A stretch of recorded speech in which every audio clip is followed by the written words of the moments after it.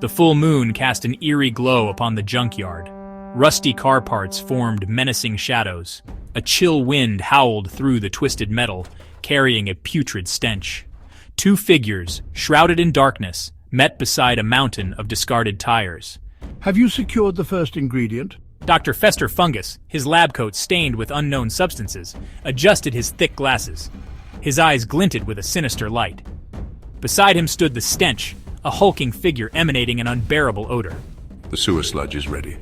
Fungus chuckled, a dry crackling sound.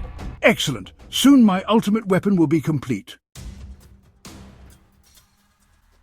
Dr. Fungus and the Stench were on a quest.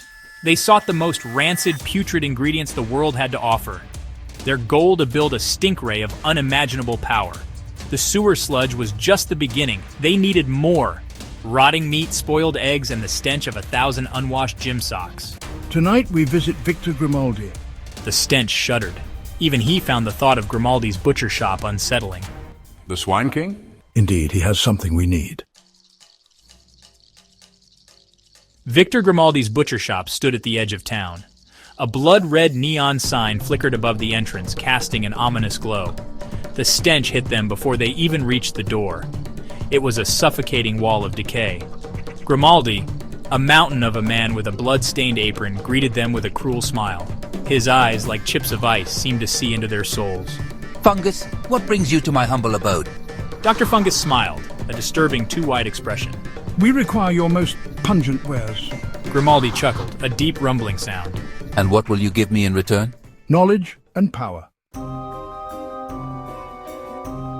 Unbeknownst to the villains, a figure lurked in the shadows of the butcher shop's basement.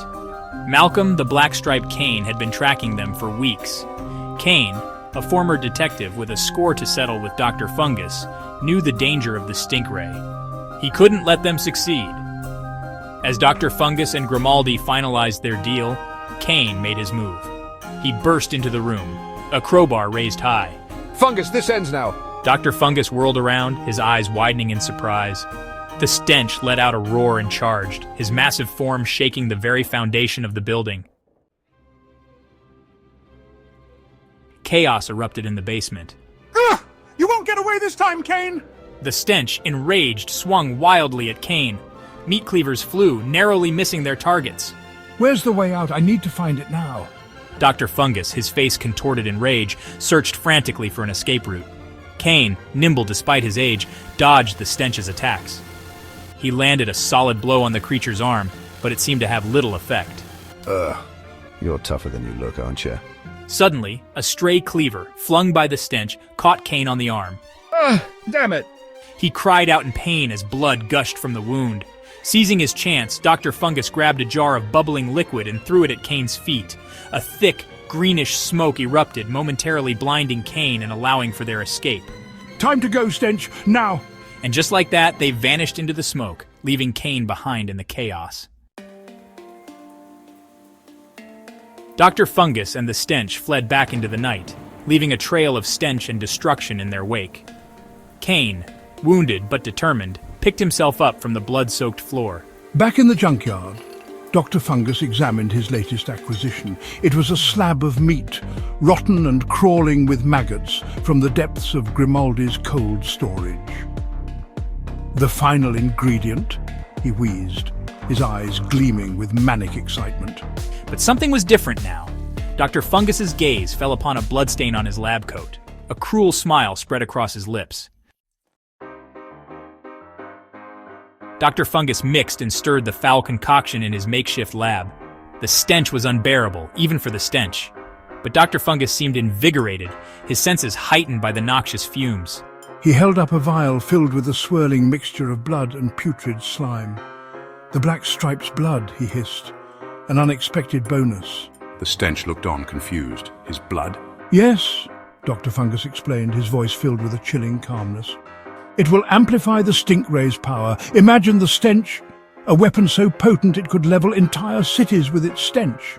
The Stench, despite his brutish nature, shuddered at the thought. He had never imagined such power. As Dr. Fungus worked tirelessly on the stink ray, a seed of doubt began to grow in the Stench's mind. He had pledged his loyalty to Fungus, but the doctor's growing madness disturbed him. The Black Stripe's blood. The casual talk of leveling cities. Was this the path he wanted to follow? He glanced at Dr. Fungus, hunched over his workbench, his face illuminated by the eerie green glow emanating from the vial of blood. The Stench knew deep down that something was wrong. Very wrong. Unbeknownst to Dr. Fungus, the Stench harbored a secret.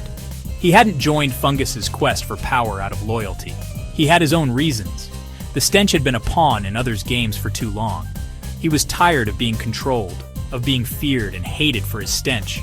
He saw an opportunity in Fungus's madness, an opportunity to seize control, to turn the tables.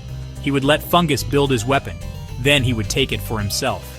The Stench looked at the unsuspecting Dr. Fungus, a slow, cruel smile spreading across his face. The stench of betrayal was in the air, even more pungent than the concoction brewing in the heart of the junkyard.